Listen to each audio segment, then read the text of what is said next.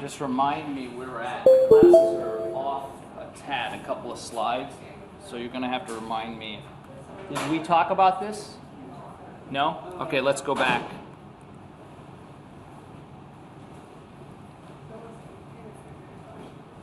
Is this where we ended with this group? That's what I thought. Okay. So while we're at it, any questions on this chart? I think this is the most complete of all the charts. So this is definitely the one you want to study. It brings all the pieces together, and remember, they're different axes. We call them axes.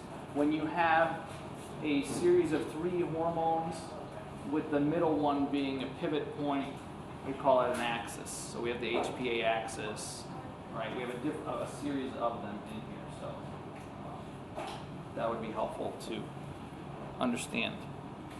Did we go through this? Yeah? This?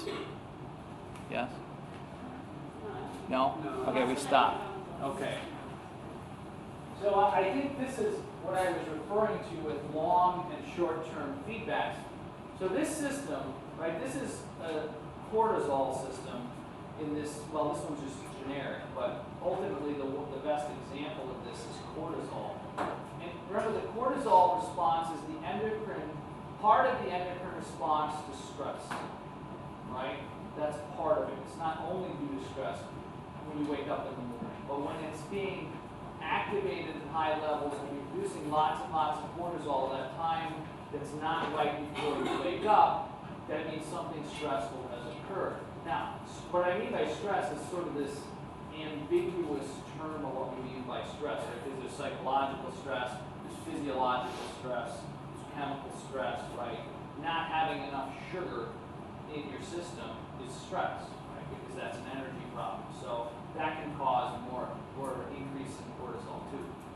So because the system is so potent, right, and it's supposed to be short-lived, you want multiple shut-off switches, right? Because again, having the system overly active is very, very detrimental in a short period of time.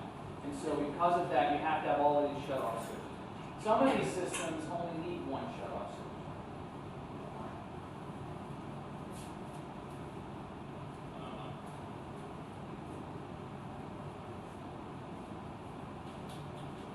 Thyroid gland. So we're talking about thyroid hormone. This is what's called the laryngeal prominence. For those of you, it's been a while if you've ever taken anatomy, right? This is the laryngeal cartilage. This is where the Adam's apple is, or the prominence.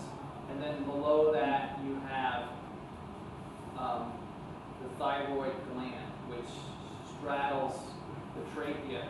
And it's interesting that the thyroid gland is in between the carotid arteries, right? The carotid arteries are the main way that you get blood to the brain.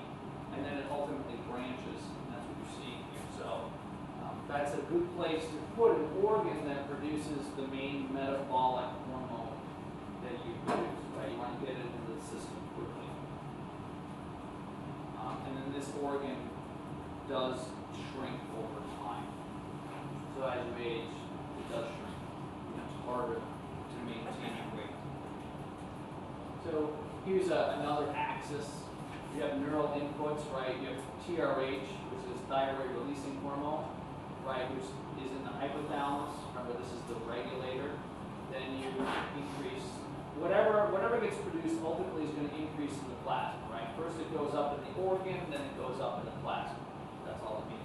Then you're going to have a positive effect on TSH, which is thyroid stimulating hormone, and then thyroid stimulating hormone will eventually create T3 and T4. 80% of the hormone that's produced is T4, with 20% or less, depending on your metabolism, being T3, and T4 can be converted to T3.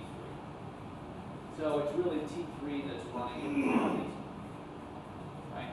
So this one has 2 shut-off switches. It's really, really important, but remember, this hormone is secreted chronically throughout the day, this sort of a steady level. Your metabolism is pretty steady most of the day, right? You don't have these big up and downs, and so it's in some regards it's easier to control the system, right? It's not one of these systems that has its huge surges. The next, talking about hormones here. If you're thinking about hormones in terms of the bone, well, you have puberty. If you're thinking about growth, that's when you have huge influxes, huge secretions of both testosterone and estrogen. And in males, testosterone will ultimately fuse this plate on all your long bones. In females, it's estrogen. Okay, and one of the reasons that females don't grow to the same height on average as males is because they have that estrogen surge much earlier than males have the testosterone surge. And because of that, so for instance, females in the United States over the last 15 years have started to go through puberty earlier and earlier.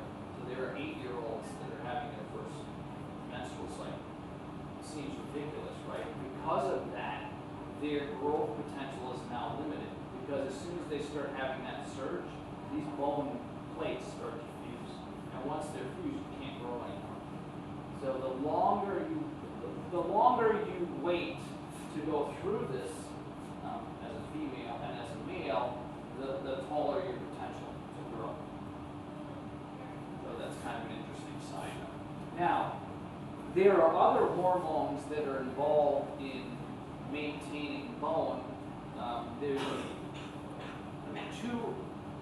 an organ that's got 4 blobs that are attached to the thyroid hormone. It's called the parathyroid hormone, and it produces the parathyroid gland, and it produces parathyroid hormone. And then the thyroid hormone also produces a hormone called calcitonin.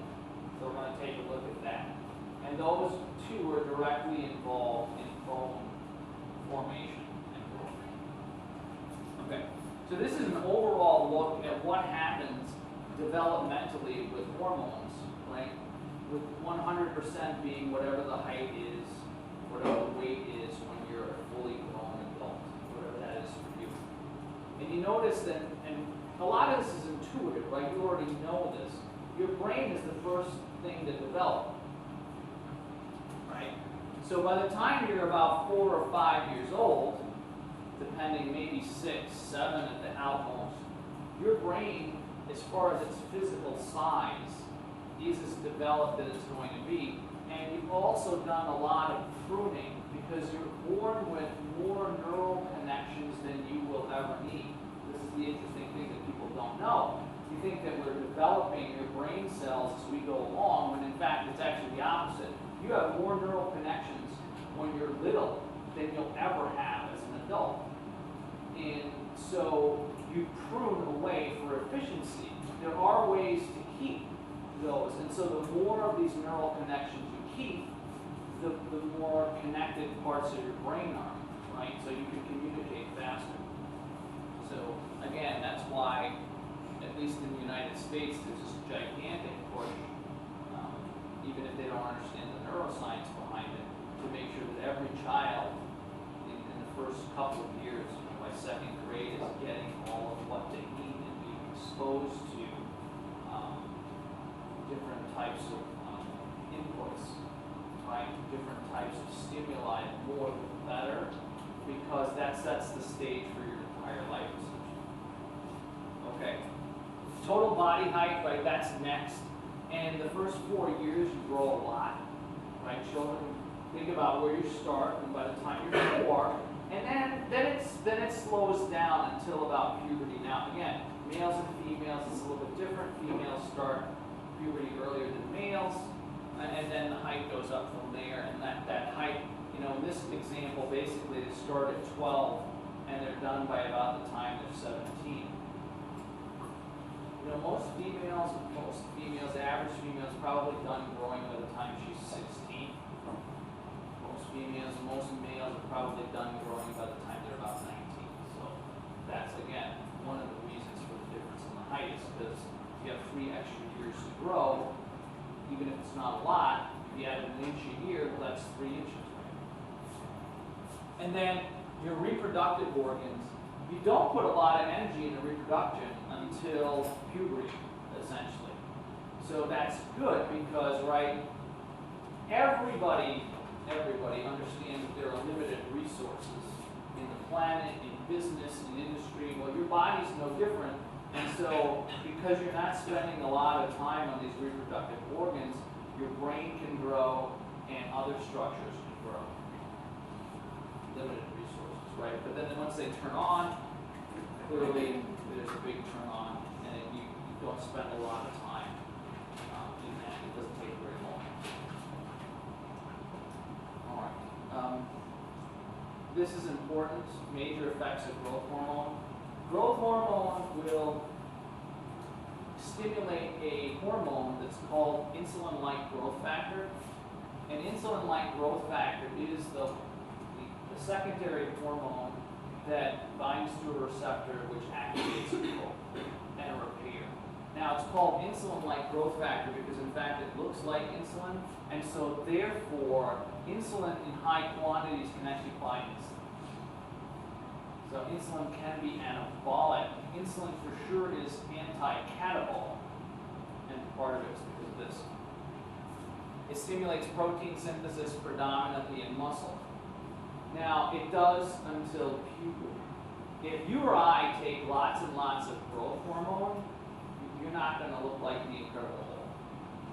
It just doesn't work that way. It doesn't. People thought it was for years. It won't. What it will do is it will make you extremely lean because that growth hormone surge will make you burn lots and lots of body fat, and it will give you the ability to repair tissue at a faster rate. Okay, so if you have some other kind of stimulus that are occurring, you could grow faster, but it's not directly related to the growth hormone. If you have high testosterone, on the other hand, not only do you get, within the normal ranges, you get the fat burning effect, but you'll actually get bigger. Like your muscles will physically get bigger just by being on the testosterone that's stronger. That doesn't happen with super physiological levels of growth hormone. This doesn't work that way. It'd be great if it was, it did, but it's not. Anti-insulin effects, in particularly high concentrations, growth hormone is the counter to insulin. So it renders adipocytes more responsive to stimuli, which means that they're more likely to give up their fat stores. Insulin does exactly the opposite. Right? Insulin is one of the most anabolic hormones, especially anabolic to fat cells. Meaning you can get them to grow as much as you want for your entire life. The growth hormone counteracts that. So that's why people have higher growth hormone levels tend to be leaner because of that. They counteract one another. Growth hormone also stimulates gluconeogenesis. Gluconeogenesis is a biochemistry term where you make glucose from non-glycogen sources, right? So you take protein, you take the glycerol molecules from fat, you can then convert them through a series of chemical reactions into glucose. Gluconeo meaning new, genesis meaning birth. So growth hormone does that, which is really, really good. Growth hormone, the other two hormones that do that are glucagon and cortisol will also do that. The difference is that growth hormone is not catabolic in that sense, right? The other two are much more catabolic than growth hormone. Growth hormone is much more catabolic. And it reduces the ability of insulin to stimulate glucose uptake by adipose tissue. So here's an interesting thing.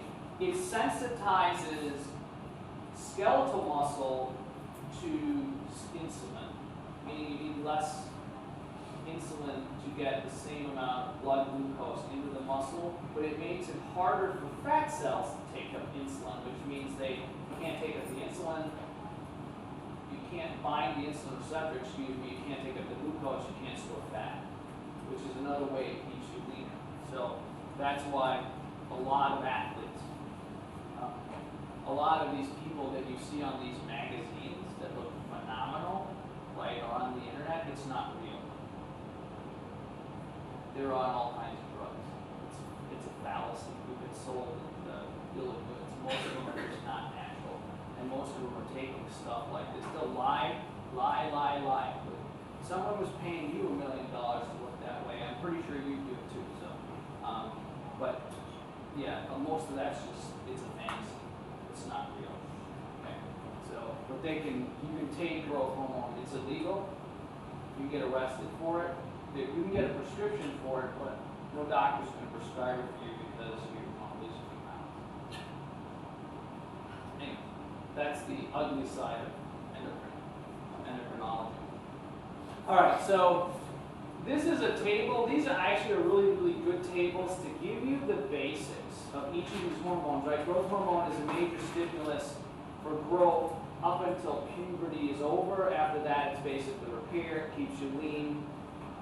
Right, insulin stimulates growth in the fetus throughout your entire life, stimulates protein synthesis, also is anti-catabolic.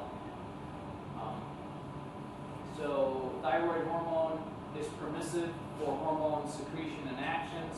So the permissiveness means that it works in synergy with other hormones to make them work better. You saw what it did with epinephrine. It works with cortisol and growth hormone to make them do their job better too. Testosterone goes without saying, right? Causes at puberty the plates to close, stimulates protein synthesis in males and females. One of the things, the stories I did not tell, is that something interesting happens in some females when they go through menopause. Some females are naturally more, they produce at the higher end of the scale for testosterone, and while they're not going through menopause, when estrogen is high, the estrogen masks the testosterone. Okay, so I have a personal story about this, which is sort of, I have a female relative who's now in her late 60s, and she's a widower. And so when her husband passed away, she was in her early 50s, and she started to go through menopause. And you can sort of tell women that are sort of on the high testosterone level because they sort of act a little bit more aggressive. They tend to be slightly more aggressive, right?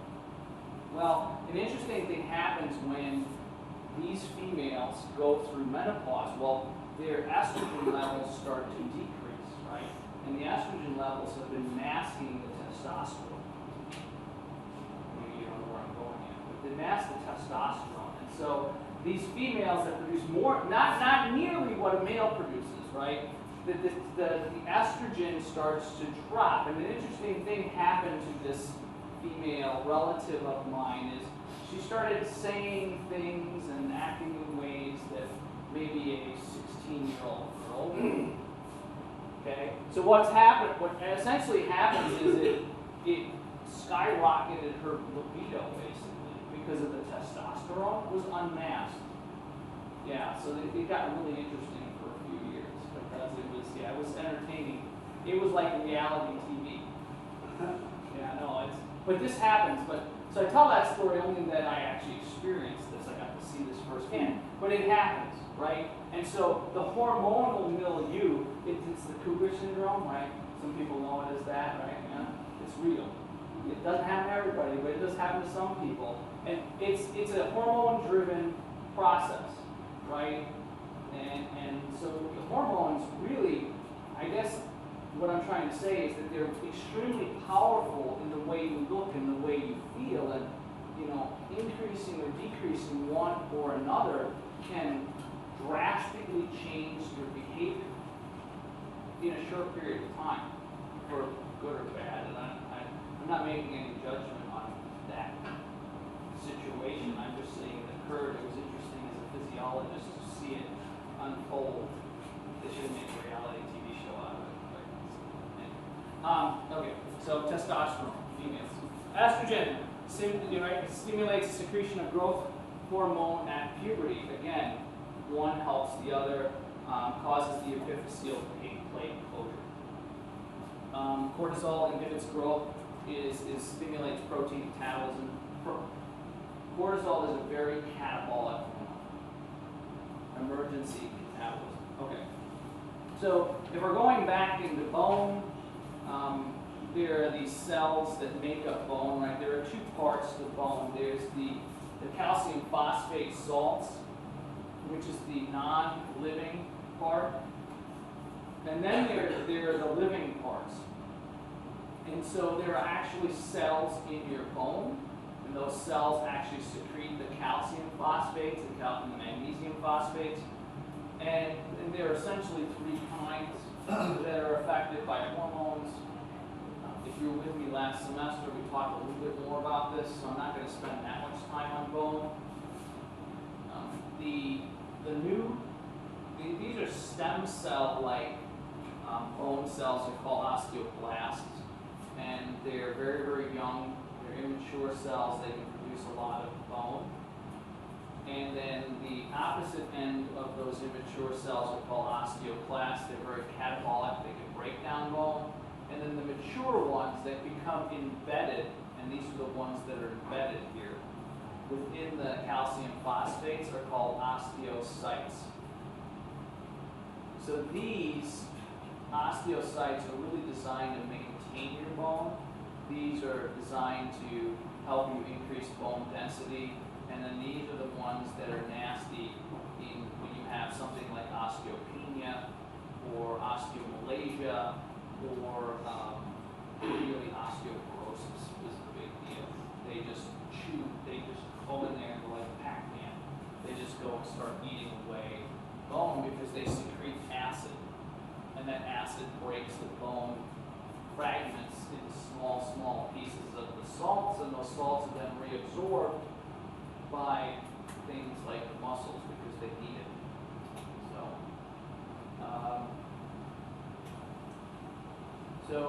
Summary of major hormonal influences on bone mass. So the hormones that favor formation, obviously insulin is very anti-catabolic and very anabolic. Growth hormone is obviously anabolic. IGF-1 is the sort of the intermediary for growth hormones effects, estrogen in females, but in males too, it just makes males fat, right? That's what it does in males. Testosterone and then calcitonin. Now, calcitonin in humans is almost worthless. It is a leftover, a vestigial hormone. It does not do much, but it will add to bone attack. But it doesn't do nearly what it does in a rat or a mouse. In a rat or a mouse, it really has effects. So in a human, it just doesn't do very much, unfortunately. And then there are these resorption, or decreasing bone mass. The main player in bone metabolism, right, that's not insulin or testosterone or growth hormone, is parathyroid hormone. As the levels of parathyroid hormone go up and down, so does the amount of bone that you make. So when parathyroid levels go down, you build a lot more bone. When they go up, you build less bone. And then cortisol and thyroid hormone, depending on how much of it you secrete, you can chew this down too. So thyroid hormone can be very catabolic in super high amounts. So if you have hyperthyroidism, right, you start eating 2,000 calories, 3,000 calories, 4,000 calories. You're losing weight. You're eating 5,000 calories. You had your second pizza for the day, and you're still losing weight. That's because it's catabolic. It's chewing through all of these resources. So in that case, it becomes very catabolic. But under normal circumstances, the way it's secreted, if it's normal and healthy, it's only mildly catabolic, right? And in a good way, not in a bad way. This is the thyroid gland again, and these nubs here, these four nubs are the parathyroid gland. So, four parathyroid glands are located adjacent to much larger thyroid. Secretion of PTH is a direct response to abnormal decrease in concentration of calcium ions. So if you don't take in a lot of calcium, right, you need calcium for anything that contracts or gets secreted in your body to function, then your body has to have a way to get the calcium. This is one of the hormones that's involved in breaking down the calcium into microscopic particles, ultimately down to the ions, so that your muscles and glands can continue to function.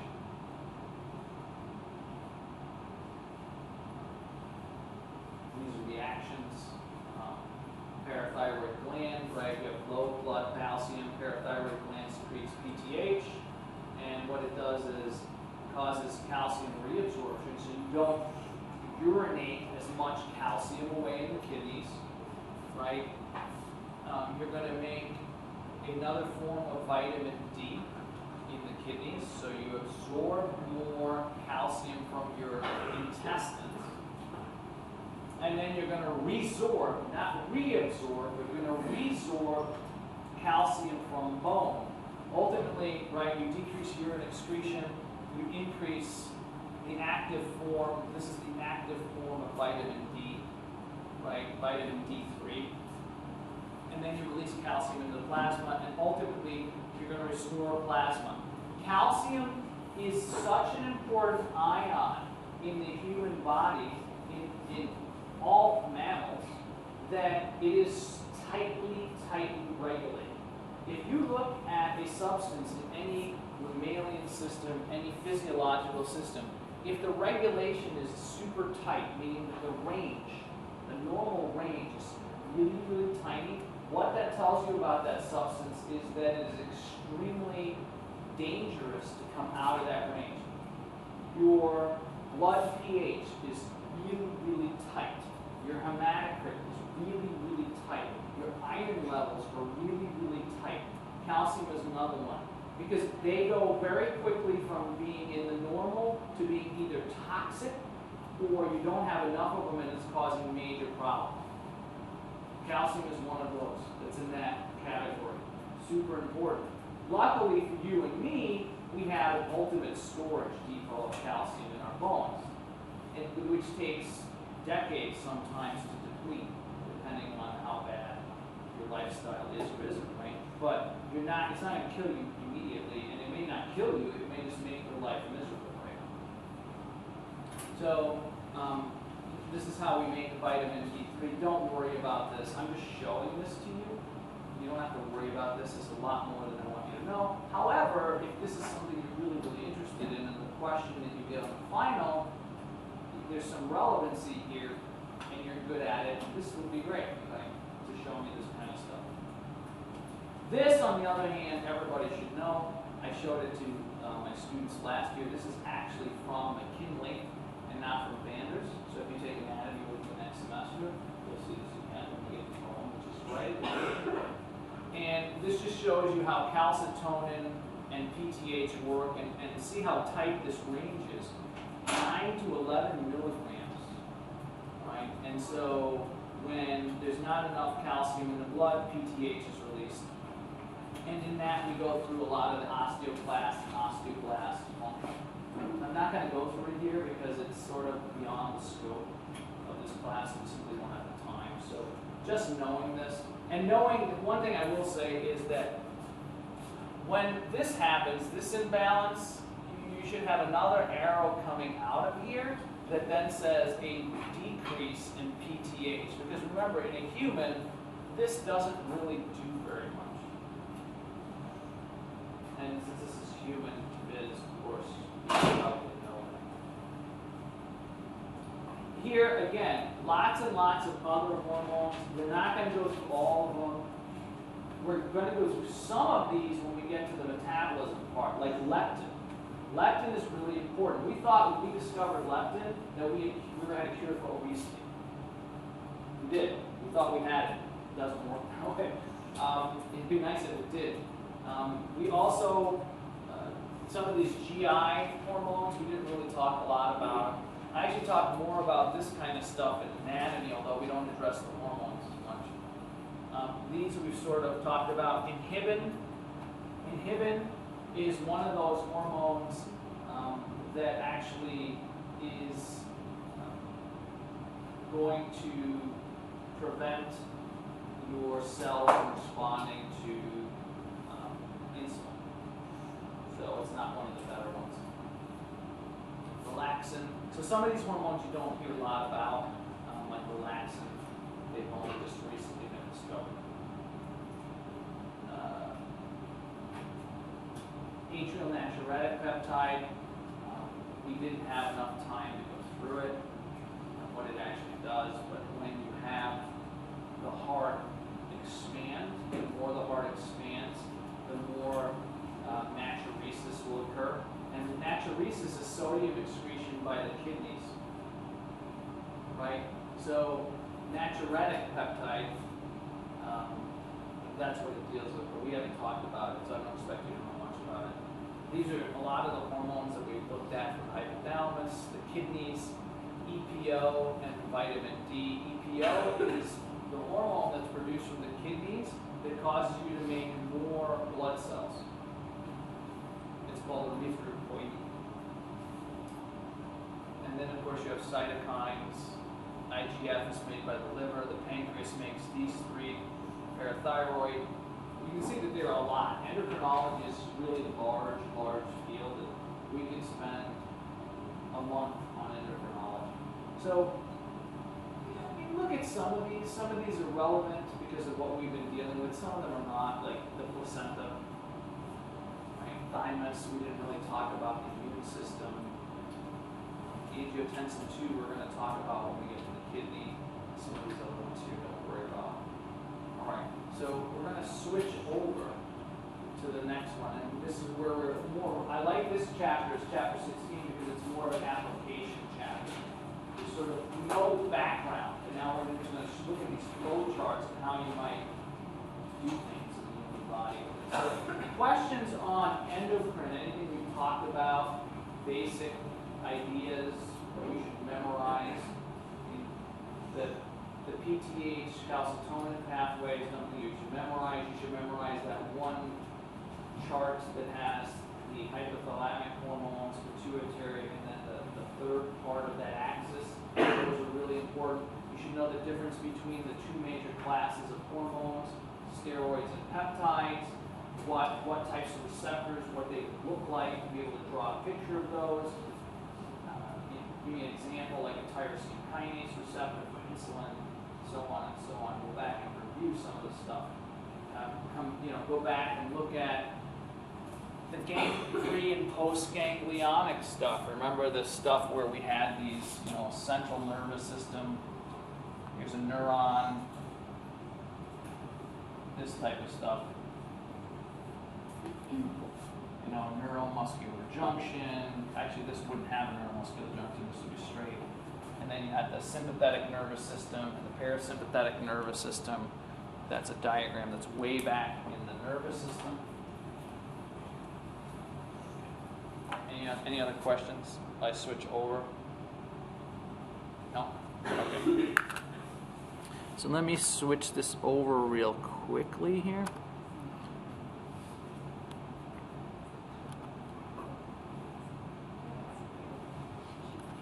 Okay, so this one is chapter 16, which is a regulation.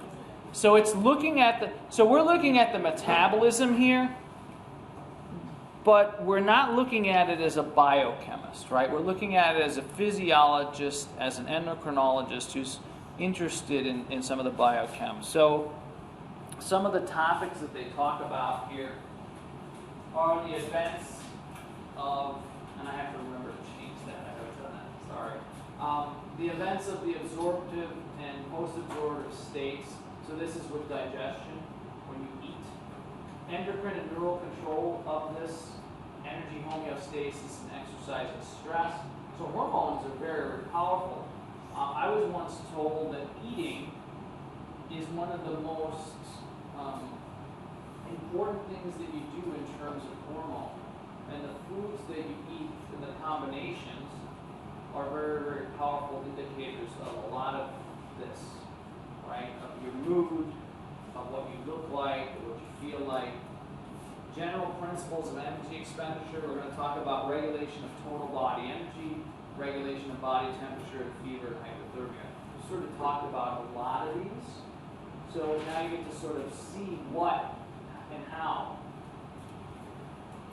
So this is the absorptive state, right? So you have this mishmash of these pathways that all come together, and each pathway is denoted by a rectangle or a square.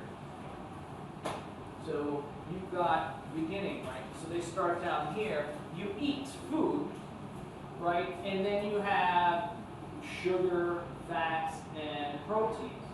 You break them down. Now, in biochemistry, you're going to do a lot more than just what we're going to talk about, right? We talk more in vagaries and generalities about this stuff.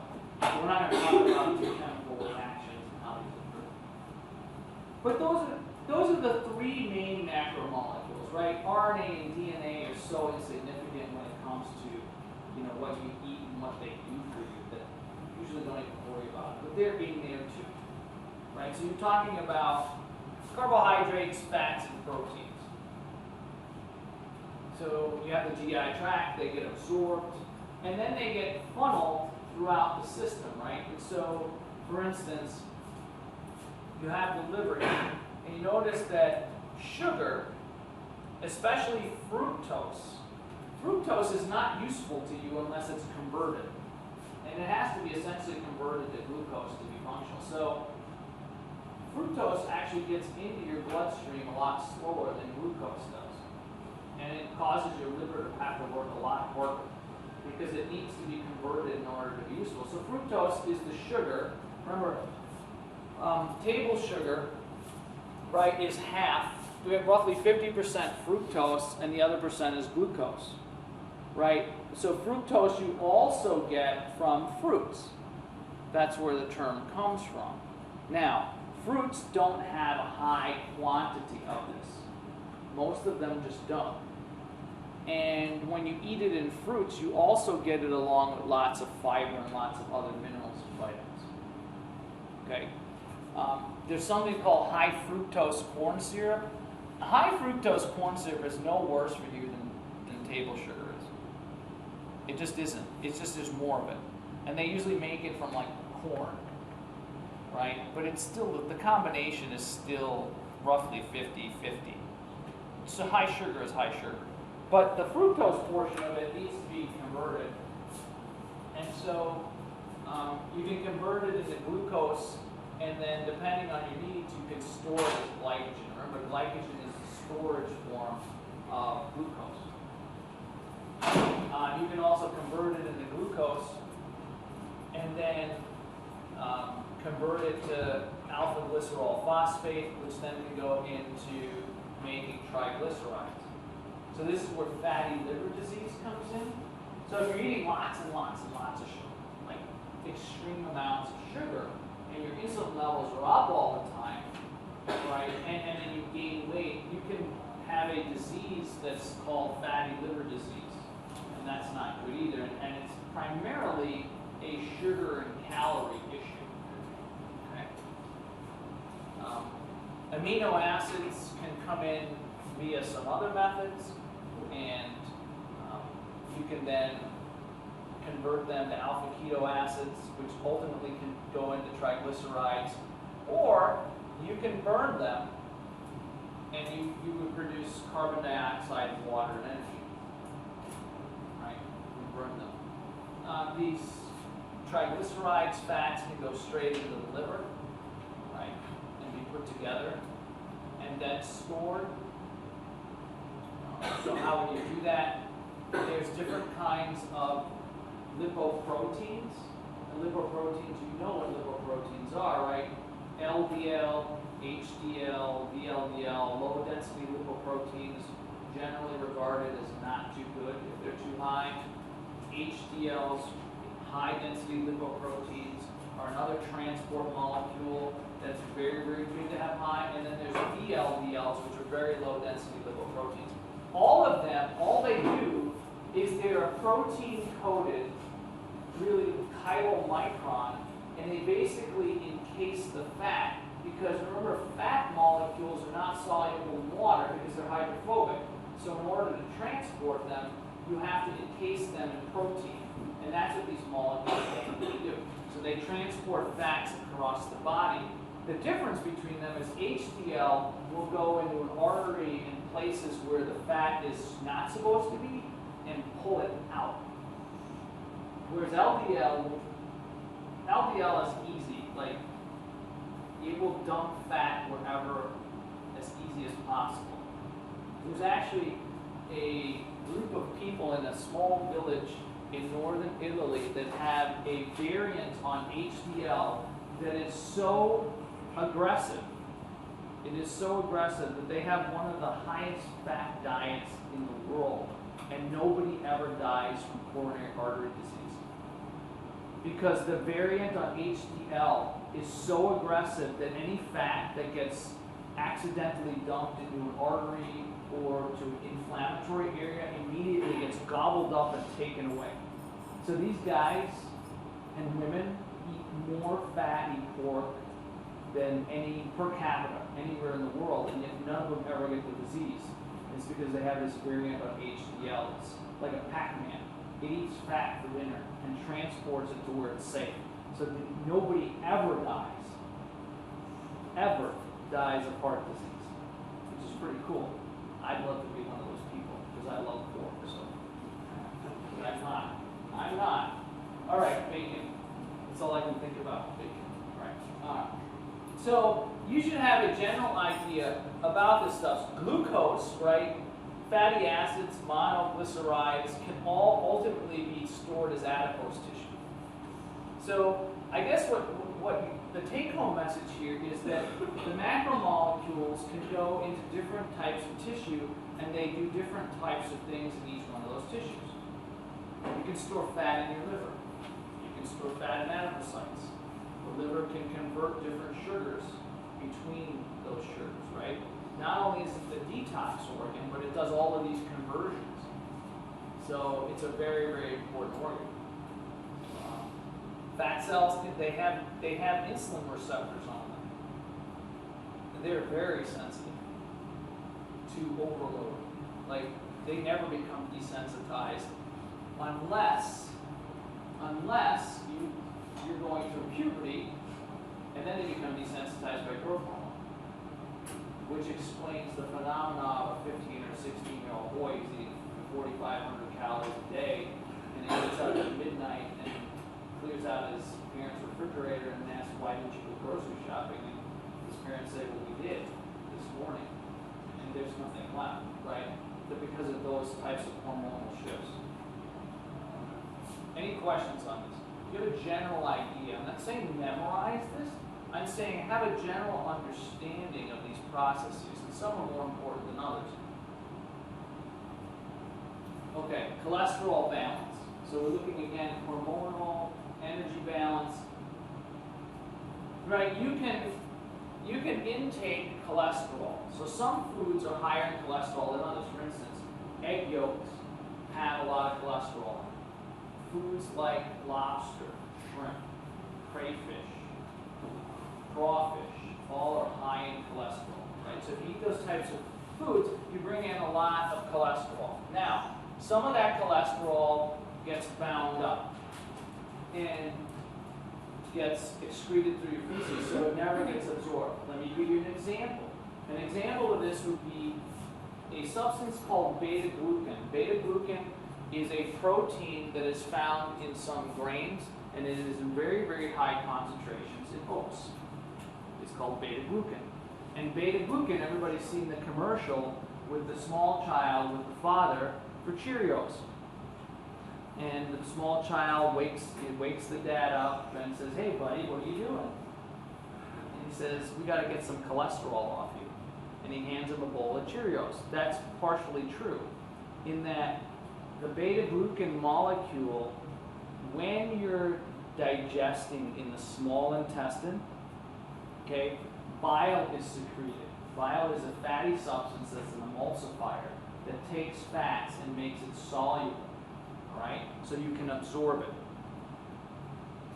part of that substance is high cholesterol. And what it does is it will bind bile and the cholesterol that you ate. And it will bind to it. And when it does that, it makes it almost impossible for you to absorb that cholesterol back into your system and the bile. And so some of the cholesterol you eat then goes into the feces, which is kind of cool. So for people that have high cholesterol, that is a natural way to reduce some of your cholesterol. It doesn't hurt you at all. It just binds it so that it has to leave. It never gets absorbed, right? So that's kind of an interesting, so that's what's going on here, right? Dietary cholesterol, how does it get here? Well, if you're eating a lot of plant foods that have a lot of beta-glucan in it, then they will bind. So if you're eating lots of high cholesterol, high fat foods, it's also good then to eat foods with lots of fiber in them. Because the more fibrous the food, the more likely that that fiber will then bind to some bad stuff and not make it get into your system. So you get the best of both worlds, right? You get to eat the fun stuff, but you don't have the negative consequences as much because the plants, right, that have all of these really, really good substances in it sort of take care of it for you. So it's kind of a nice, it's a nice thing. All right. So you are going to absorb some cholesterol. If you absorb no cholesterol, your liver will make enough every day. That's the neat part of this whole thing. Your liver has the capability of making all the cholesterol you need. So you don't have to absorb it. And the case is true, and the studies have shown this over the last 20 years, that eating more cholesterol does not raise your cholesterol. People that have high cholesterol generally have high cholesterol because their liver is producing too much cholesterol. Now, that doesn't mean that, losing some weight and eating better foods doesn't help lower it a little bit, but eating more cholesterol doesn't raise their cholesterol. That's a fallacy. It just isn't true. It never has been, right? Triglycerides, on the other hand, will raise your cholesterol, right? Because you can make cholesterol from it. So just because you have more cholesterol, even though high levels is not good for you, doesn't mean that that's what's causing the increase. It's usually the liver that's producing too much. All right, bless you. So the liver and the GI tract can synthesize cholesterol, so you make as much as you need. Now, you can eat too little, right? Everybody's a little bit different in the way they process this.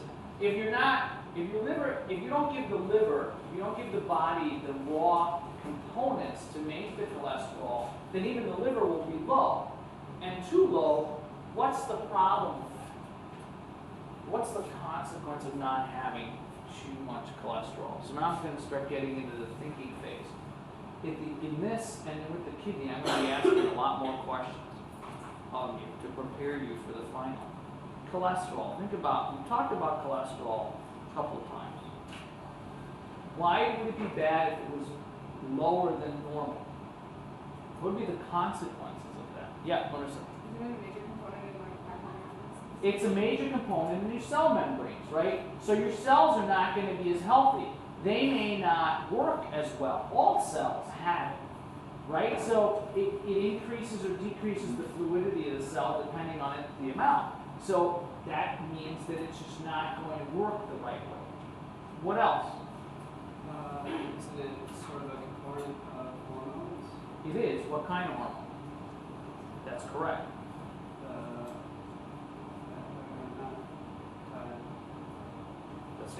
Steroids. You cannot make any of the steroids. It is the key. It is the backbone to all steroids. If you don't have enough, you can't make any of those steroids, right? And so they all are important. This has been true. Studies have shown, specifically with testosterone, but you can do the same thing with estrogen, progesterone, right? That if you go on a low-calorie diet, and specifically too low of a fat diet, your testosterone levels drop a lot. A lot as a male. That's not good because testosterone for males is extremely important to heart health, believe it or not. So, but the same thing happens with female.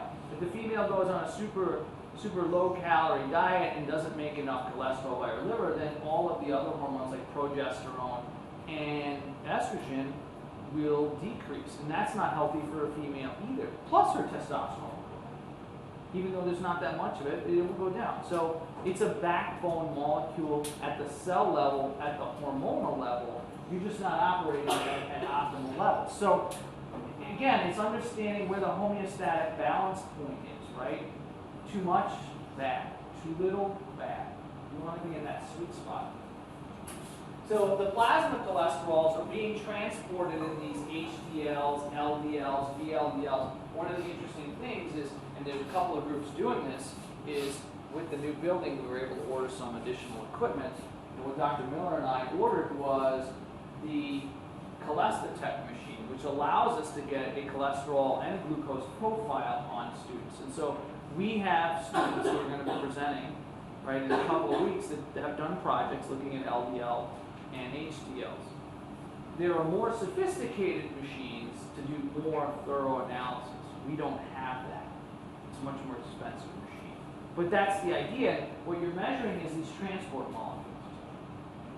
And that gives you an indication of some cardiac health. The liver, you secrete it into the bile, and when the beta glucan, when you eat oatmeal or Cheerios, it'll bind to the bile. The bile's made up of a lot of cholesterol. A lot of that cholesterol then goes out. Right. Incorporation into membranes and steroid hormones, right? So you can start thinking about any of the things that we've talked about this semester and putting together these types of flow charts, arrows, which ones are connected to which, what goes up, what goes down. Start thinking about physiology this way with connections. Again, post-absorptive state, right? After absorption. So hours after you've digested, you look at all the things that happen, right? Glycerol, remember that triglycerides are made up of glycerol backbone and 3 fatty acids, right? And it's the glycerol that can be converted to glucose. Gluconeogenesis. Again, in biochemistry, you go through all of the pathways, the structures, and how to manipulate those. We don't do that here. But this is showing how you would regulate your blood glucose when you haven't eaten for a few hours. So this is what it would look like, 3 or 4 hours after a meal, and how you would get blood glucose, and how you would make that, right? You could convert glycogen into lactate or pyruvate, which then the lactate gets taken up by the liver and gets converted to glucose, right? The same thing happens when you use energy at a faster rate than your aerobic metabolism can keep up with, right? You become anaerobic. And what happens is you start producing lactic acid and you start producing lactate, right? The lactic acid will actually drop your pH. It increases the amount of hydronium ions. And then the lactate, right, can be transported to the liver, which then converts this to glucose, which then can cycle back and be used by the muscles. So you can do this cycle. It's called a Cori cycle. And then you can see here how fatty acids, this part of the pathway here is if you went on a ketogenic diet, right? This would be very relevant. And ketones, your brain can work on 2 major molecules when it comes to energy. Glucose is its primary. It wants sugar. But it can work on these compounds called ketones. And so if you were to go on a high protein, super low carbohydrate, high fat diet, you would actually start producing a lot of these ketones, which are a breakdown product of fats, and then that would get used by your brain. If you were to do that, you get pulled over by a cop, and he gives you a breathalyzer test, or she gives you a breathalyzer test, you might actually go positive for alcohol consumption, and you smell like you've been drinking. The same thing happens for someone who has diabetes that's uncontrolled. You have that keto acid breath. It smells like they've been drinking, and they haven't. So, when you understand it for one, you understand it for the other. So it can be something you do to yourself. It could be a disease like diabetes.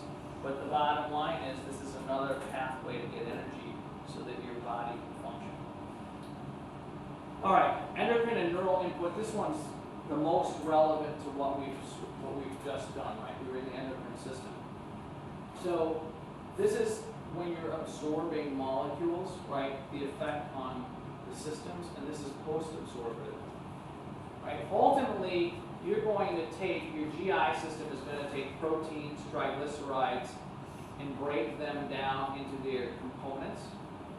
In muscle, right, muscle will break down glycogen. But in this case, we're going in this direction. So after you've broken down proteins, triglycerides, and carbohydrates into their monomers, right, the amino acids will ultimately be made into proteins, right? Fatty acids and glycerol will be made into fat, and then glucose will get stored preferentially as glycogen. So if you like to eat a lot of sugar, right, if you're a sugaraholic, you should be doing exercise, because the more you exercise, the more sugar you can eat, because preferential, your body will take any sugar that you absorb and first fill your muscle glycogen stores and your liver glycogen stores. And then it will think about, okay, well, we got to raise blood glucose, and then whatever's extra will then store as fat. So the more you exercise, the more you can eat, because you're storing it as glycogen. So that's another reason. The less you exercise, the less you move, the less need you actually have for carbohydrates. So, right, so that's a good way to sort of get yourself to do some activity. Right, glucose is ultimately going to be used by cells, and you end up producing carbon dioxide from that, right? So we talked about nutrients coming in and then byproducts going out. It's glucose, ultimately. Most cells preferentially use glucose. They'll also use fat, right? So it's a combination. But you're ultimately going to produce carbon dioxide, water, and then energy here. This is actually ATP. That's what they need. So glucose, if you're not using it, right, glucose can either be stored in the liver or the muscles, or it can be stored in fat. All right, post-absorptive state, what you're looking at here is, you're looking at, okay, 2, 3, 4 hours after a meal. This is what's going on during the absorption. This is post, right? And in this case, right, you're going to break down proteins in your body. You're going to break down fats, and you're going to break down glycogen. So essentially, this state is very anabolic, meaning you're building molecules. And this state is very catabolic.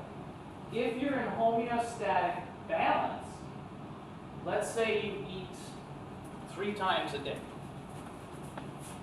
Right? Let's say you eat 3 times a day, and so this is breakfast, lunch, and dinner. And we've seen this. This is, I think, in the very first chapter of Vander's, where it looks like this. The glucose spikes.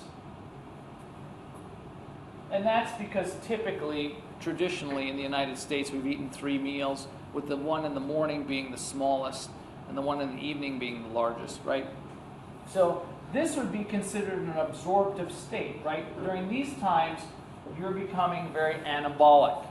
And if you trace it, this is glucose, you could do the exact same thing with insulin, and you see that the spikes mirror images, except that instead of starting here, the spikes would be, there would be a delay. Because the sugar causes the insulin release. Now, you're in homeostatic balance because while you're anabolic here, in these periods here, you actually become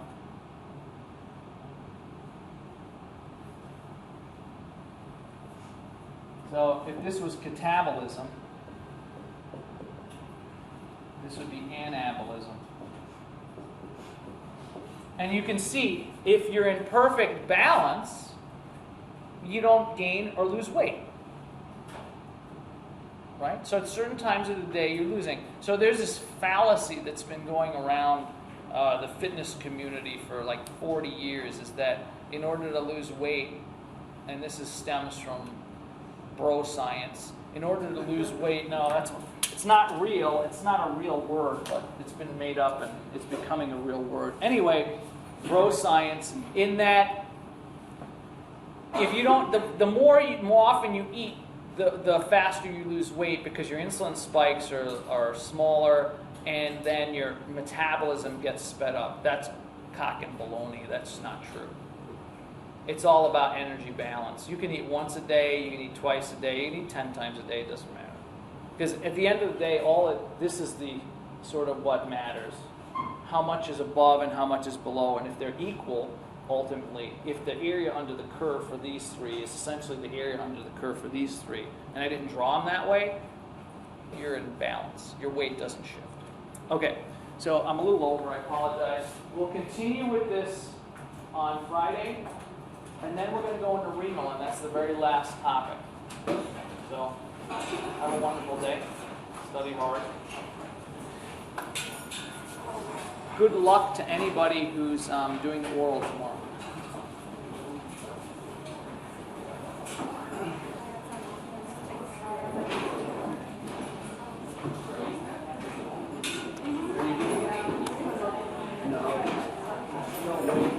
Lou says no.